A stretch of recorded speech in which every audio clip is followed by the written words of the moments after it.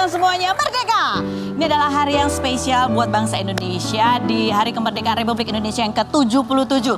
Saya Kak Ros bersama Daniel dan bintang tamu kita hari ini akan memeriahkan juga hari Anda di Rumpi No Secret. Mwah. Kalau biasanya kita mulai di pojokan dulu untuk membahas berita-berita yang hot, pengen data dari dunia nyata maupun dari dunia maya. Hari ini kita langsung sharing sama bintang tamu kita ya. Ini temanya adalah kemerdekaan, juga berarti bahwa kita juga merdeka untuk bisa berbagi cerita dan juga mendapatkan informasi yang yang bermanfaat gitu ya. Kadang-kadang ada hal yang barangkali orang masih belum paham, tapi kemerdekaan itu juga termasuk adalah bagaimana kita bisa bercerita tanpa harus dihakimi gitu ya. Siapakah yang akan sharing cerita hari ini? Keluarga Mona Ratuliu, Indra Brasko, dan Mima. Kita lihat profilnya berikut ini. Davina Syafa Felisa atau Mima Syafa, anak sulung dari pasangan artis Mona Ratuliu dan Indra Brasko ini mengaku mengalami gangguan mental yang naik turun sejak usia 11 tahun yang mengakibatkan dirinya sesak nafas, serangan panik, depresi, hingga sempat melakukan percobaan melukai dirinya sendiri. Perempuan yang suka berganti warna rambut ini mengatakan gangguan mental itu datang dari dirinya sendiri dan ia merasa bersyukur karena mendapat dukungan dari orang sekitar. Hingga saat ini Mima masih rutin observasi ke psikolog dan psikiater. Mona dan Indra yang menikah pada September 2002 ini dikaruniai 4 anak dengan adik-adik Mima yang bernama Barata Rahadian Nezar, Shana Lakania Salsabila, dan Numa Kamala Srikandi. Keluarga yang dinilai selalu harmonis ini memberikan support untuk Mima saat mengalami masa terpuruknya dan meminta Mima untuk selalu terbuka dengan orang tuanya. Benarkah Mima mengalami depresi karena pertemanan dan ujian di sekolah? Benarkah Numa sudah tidak iri lagi dengan Belin? Saksikan kisah selengkapnya hanya di Rumpi No Secret. Kita sudah bersama dengan keluarga Mona, Indra, dan juga ada Mima di sini ya. Tuh udah gak ada perut-perutnya. Sama pipinya, sama dokternya sama ya. Tulisannya sama gitu. Sama. Ada Mima, kita mau ngobrol sama keluarga ini karena ini adalah keluarga yang melewati bersama begitu ya sebuah proses yang dialami oleh Mima. Ya, Mima juga udah sharing baik di sosial medianya dan kemarin terakhir keluarga ini juga sharing di YouTube channel kalian ya, gitu ya. Ini ada artikelnya, Mima Syafa depresi hingga sempat ingin akhiri hidup, dan kamu cerita bahwa ini dari SD ya. Kamu ngalami tiba-tiba panic attack, kamu nggak ngerti kenapa. Sama, kita sekeluarga nggak ngerti kenapa sih. Aku tahu, mungkin banyak yang bilang ibunya bukannya senang belajar parenting, ya basic-basic parenting aku tahu sih. Cuma ini kan kayaknya sesuatu yang spesial ya. Yang mungkin nggak semua keluarga mengalami sebenarnya gitu. Makanya aku tuh bingung, dulu tuh Mima sering sih telepon dari sekolah, aku sesak napas atau aku sakit perut gitu. Dibawa ke UGD, tiap dibawa ke UGD nggak apa-apa gitu. Maksudnya asma juga enggak gitu ya, pokoknya penyakit fisik tuh enggak. Itu agak lama tuh sampai akhirnya waktu itu pernah ke dokter anak ya, spesialis GERD gitu juga ya. Malah diarahinnya ke psikolog. Kita bingung sih waktu itu kenapa jadi ke psikolog gitu.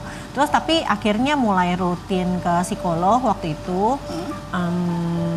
Dari situ sih mulai pelan-pelan banget ya akhirnya tahu kalau ternyata mungkin itu adalah serangan panik ya gitu. Mima sendiri boleh ceritain nggak pada saat kamu ngalamin serangan panik itu, kamu sendiri pada saat itu pertama masih kecil, apa sih yang kamu rasain secara fisik ya? Secara fisik itu apa yang kamu alami? Aku sih ngerasain yang paling aku inget itu yang paling parah waktu itu aku lagi di kamar Yanda sama Bunda. Waktu itu Bunda lagi kerja dan aku lagi sama Yanda doang, kalau Yanda ingat. Tiba-tiba aku ngerasa kayak berat banget dadanya, terus habis itu perih banget. Kayak rasanya nggak bisa nafas, beneran kayak nggak bisa nafas gitu. Kayak ada beban gitu yang ada di dada aku. Terus akhirnya dibawa ke UGD. Nah kalau di sekolah tuh seminggu aku bisa ada serangan panik tuh ya 2-3 kali lah. Seminggu? Gitu. SMA ya, gitu yang kayak gitu? Waktu SMP juga pernah kayak gitu. Dibawa bolak-balik ke klinik lah, lagi di tengah pelajaran aku ke klinik, aku disuruh keluar untuk nafas lah, apa segala macam. Tapi pada saat itu kan namanya mental health awareness atau kesehatan mental tuh belum ada sama sekali ya. Jadi aku juga nggak tahu itu tuh apa itu serangan panik, itu kecemasan apa, aku nggak tahu. Kamu sama sekali nggak tahu? Nggak tahu sama sekali. Tapi kalau kamu ingat-ingat lagi ya, mencoba menelusuri gitu, itu biasanya dalam situasi apa sih? Random aja atau sebenarnya ada sesuatu yang sebetulnya mungkin itu ada membuat triggernya triggernya gitu? Mungkin pada saat itu aku nggak tahu Pada saat sebenarnya itu nggak kayak Iya, sebenarnya aku apa pernah triggernya. bilang kok sama Mima karena aku juga bingung kan ya. Mima coba deh diinget-inget gitu ya. Biasanya triggernya apa? Waktu itu aku sempat gitu ya. Makan apa, Makan kalau apa. lagi ada kegiatan apa, kalau lagi ngapain dan lain-lain. Nah itu tuh aku nggak pernah sadar gitu karena kadang-kadang suka random aja gitu. Nah terus aku nggak cuma ngalamin itu pada saat SD doang, SMP dan juga SMA juga aku mengalami hal yang sama gitu. Dan pada saat itu ya aku nggak sadar kalau misalkan aku lagi not in a good state gitu. Tapi mungkin looking back sekarang apalagi setelah rutin dan juga setelah konsultasi ke psikolog, akhirnya kan psikolog itu kan ada untuk bantu kita Menggali. deeper, ya, untuk menggali kan. Nah disitulah aku baru sadar kalau misalkan dari aku sendiri kadang aku tidak sadar sebenarnya trigger itu apa gitu.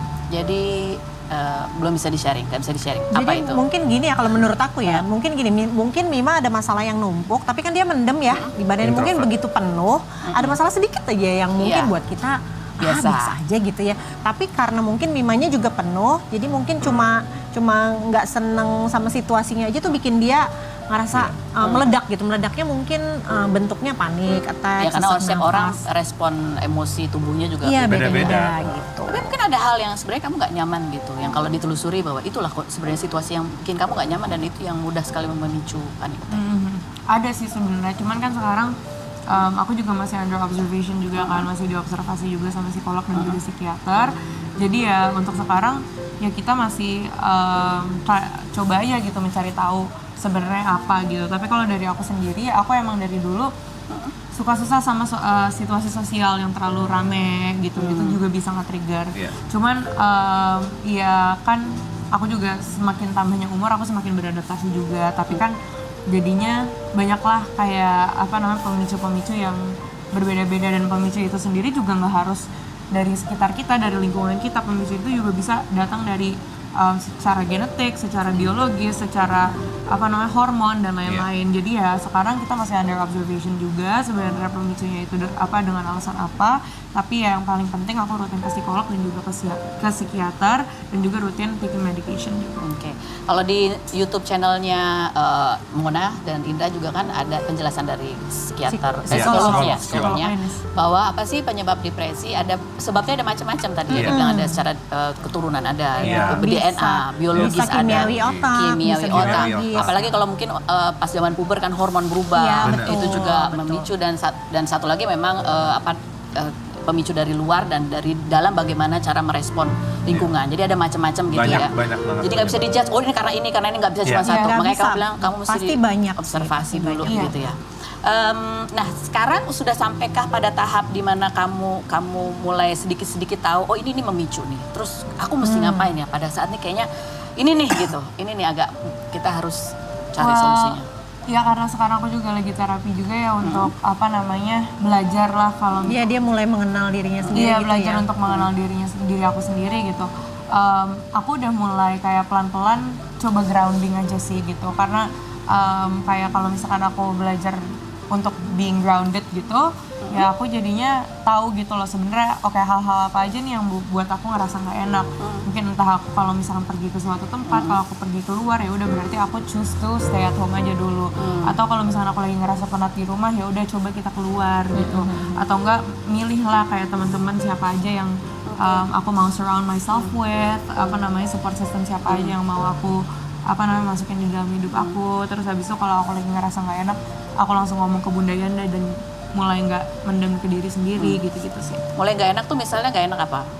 Kayak kalau aku udah ngerasa mulai tertekan lagi gitu loh sama Moodnya kayak lagi nggak perasaan oke lah gitu moodnya kali ya, lagi mudahnya nggak ya. oke lagi, iya. Dengan situasi atau dengan perkataan atau sikap orang? Kalau perkataan sama sikap orang sih jarang ya. Kadang-kadang mostly apapun yang nge-trigger gangguan mental aku ya diri aku sendiri sih. Dari dalam Kayak, ya? iya, Jadi dari apa dalam. tiba-tiba ngerasa kayak nggak enak aja, Iya. ngerasa capek gitu? Iya, aku ngerasa ya langsung Moodnya ada nggak kayak oke. pressure aja gitu. Aduh nggak ada waktu nih aku untuk menerima energi-energi dari luar. Iya, kalau Seperti itu ya. dulu dia belum bisa ngebaca itu gitu loh Mbak. Misalnya dianya sebenarnya lagi nggak oke nih situasinya, tapi tiba-tiba temennya curhat, dia nggak enak nolak, Iya, iya, dipaksain terus akhirnya berat ke dianya sendiri gitu. Kalau sekarang dia udah mulai bisa mengatur lah harus apa gitu. Karena udah tahu situasi. Apakah kamu orangnya juga mudah berempati juga? Maksudnya Oh, kalau sangat. Sangat. Banget, aku ngesak energi orang.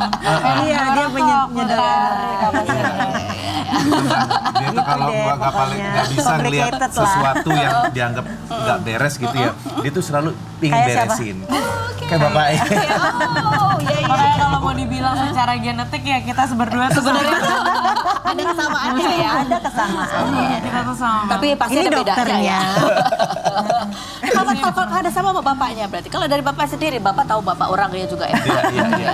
Pasti nggak pernah apa ngalamin hal yang kayak Mima ini? Pernah nggak? Enggak, jadi aku sih ngelihat Mungkin pernah, tapi dia nggak sadar. Ya, mungkin nggak sadar ya bahwa apa yang dialamin Mima sekarang itu seperti yang aku alamin dulu gitu. Tapi kalau bicara mengenai tadi empati, ya itu tadi lebih baik kita yang susah daripada orang yang susah. Iya, gitu. kayak Berat gitu. banget. Nah beban itu memang hidupnya, ini memang dokternya gitu. Waktu begitu ada Mona buka bisnis dulu, ya tuh lebih mengutamakan ya karyawan. Aku kadang-kadang gitu-gitu. bingung, kenapa sih aku harus ikut-ikutan mulu? Dia buka bisnis, kita diseret. Dia mau sekolah, kita suruh ikutan sekolah. Oh, ternyata terapisnya mesti ikut kali Jadi ya. harus ngikut terus gitu. Oke. Tapi memang gitu, selalu pengen ngelihat sesuatu yang nggak beres. Even itu bukan tanggung jawab kita, itu pengennya tuh, aduh, apa gue bantu aja ya kayak gitu. Nah, sekarang masih begitu? Udah, ya lebih memilih Berobat sekarang. jalan. Udah mulai memilih. Kapan? Gimana caranya? Dia yang selalu ngingetin. Kayak Gimana? umpamanya kalau umpamanya di tempat umum gitu ya, ada sesuatu yang nggak beres gitu. Kadang-kadang aku tuh pengen terjun involve langsung gitu, gitu. ingin bantu. Kayak contohnya gitu, pernah waktu itu suatu saat aku ada kejadian macet jalanan gitu ya. Kamu Aku ingin tuh mengatur turun, lalu iya, lintas? Astaga. gitu. Itu sampai difoto sama orang gitu kan. Ya kalau Jadi maksudnya, bisa, apa di aku tuh tempat gemes banget gitu. Ini kalau umpamanya cuma orang teriak-teriak langsung Dia nggak ada bisa di food solusi court gitu. nih, dia tahu Mbak ini dompetnya jatuh. Ya, Si kadang-kadang Mas kayak gitu. itu apa dia tuh tahu. Cuma kan menurut aku ya bagus sih nolongin orang ya. Cuma lebih baik lagi juga kadang-kadang hadir buat diri sendiri. Iya. Karena Iya. bayangin nggak sih Mbak, semua se-food court itu Iya. masalahnya dia pikirin semua. Untung dia nggak bawain acara rumpi ya. Bawain acara rumpi dia pengen ketek tiap hari. Waduh, nah itu terus udah gitu nggak bisa ini memilah kan kalau mungkin Kak Feni udah bisa Iya, state-nya tuh bisa berpindah ini udah dengan ini cepat. segmen ini udah terus nanti segmen lain udah ini parkirin atau ilangin udah Kalian nah yang itu yang nggak bisa modelnya gitu ya. Ya, aku, Jadi gimana? Aku lebih sama kayak Yanda emang. Jadi ada gimana? Ada kata-kata budaya yang selalu teringat gitu. banyak banget Yang jadi pemicu. Jangan gitu. iya Apa? nggak kalau umpamanya kerjaan Selesaikan satu persatu. Selesaikan satu persatu. Itu buat dua-duanya Buat sih. dua-duanya. Kesini juga kesana juga. Selesaikan satu persatu. Bermanfaat nggak? Bermanfaat Banget. banget, banyak banget kata-kata dari Bunda yang bermanfaat banget untuk kita. Selesaikan satu persatu. Iya. Kalau makan pizza jangan dimakan Dimakan semuanya. semuanya. Iya. Satu-satu Satu aja. slice. kalau itu udah mikirin aduh ntar lagi lah Ini belum habis. ntar lagi Oh. nih gitu padahal udah Satu selesai slice persatu. dulu aja. Kalau satu ini selesai baru kamu pikirin Pilih yang step. lain lagi. Pilih yang lain Ini ada postingannya Mima pada saat kamu ulang tahun ke-19 ya. Bukan ya. Ini pokoknya kamu mulai share itu yang dia bilang pokoknya bulan Juli 2022 ya. Bukan yang ini, yang bukan ini yang udah lama ini yang ini. bare face, ini yang bare face Iya, yang iya. sebelumnya ya. Bukan yang ini. Ini Yang dia bilang- insecure itu. yang Insecure, tonggak Nah ini ya. dia. tonggaknya bahwa Nah, ini yang bahwa kemarin ini ini. adalah dia I survive. Ini maksudnya I survive itu apa? Aku kan beberapa bulan yang lalu emang ada percobaan untuk ending my life dan ya aku bisa dibilang sebagai suicide survivor karena dari perasaan depresi aku yang terlalu berat itu aku ngerasa kalau hidup udah ya it's not worth it anymore. Cuman akhirnya aku survive dan aku membuat postingan ini karena aku tahu kalau aku nggak sendirian, kalau ada banyak banget orang di luar sana yang sedang melewati suicidal thoughts atau pemikiran untuk bunuh diri dan kalau aku bisa survive, mereka juga bisa survive juga seperti aku. Itu lebih karena perasaan apa sih? Lebih karena perasaan nggak berdaya, nggak bisa bantuin orang. Enggak juga sih, kayak aku emang udah dealing with Karena capek dengan depresi on and off dan aku juga udah ngerasa capek kayak aku pada saat itu aku ngerasa capeknya karena aku udah ke psikolog, aku udah ke psikiater, aku udah medication dan lain-lain tapi kenapa diri aku sendiri tuh masih nggak menerima kondisi aku gitu loh, masih susah untuk accept diri aku sendiri dan pada saat itu juga aku juga lagi di state atau lagi di lagi mengalami banyak banget hal yang kurang enak gitu loh di hidup aku. Nah terus habis itu akhirnya ya aku ngerasa nggak kuat, dan pada saat itu aku nggak berani untuk menceritakan ke siapa-siapa juga, dan akhirnya ya aku mencoba untuk mengakhiri hidup, dan aku alhamdulillah survive. Ya. Apa yang menghentikanmu pada saat itu? Aku tiba-tiba langsung ketakutan. Aku langsung ketakutan, aku langsung lari ke Bunda Yanda pada saat itu tengah kayak jam 3 pagi subuh gitu, aku langsung lari ke Bunda Yanda, dan mereka langsung cepat tanggap banget, kita langsung lari ke UGD, terus aku langsung di treat dan juga dirawat di rumah sakit juga setelah itu. Dan kamu tadi bilang, kamu salah satu halnya pemicunya adalah kamu sendiri kayak ngerasa belum bisa menerima kondisi kamu, hidup dengan keadaan bahwa kamu kadang-kadang masih akan muncul gitu depresinya gitu ya, on and off. Pertanyaanku adalah, apakah dengan sharing ini sekarang gitu, itu membantu kamu lebih bisa memahami diri, satu, dan kedua, bagaimana kedua orang tua, ini kalau ini agak mirip, kalau yang ini nih, menerima ini pertama kali, pasti kan ada perasaan, apakah ada perasaan guilty, kayak kenapa, apa yang aku lakukan yang salah gitu ya. Kita akan bahas lagi berikut ini, jangan kemana, tetap di Rupi No Secret.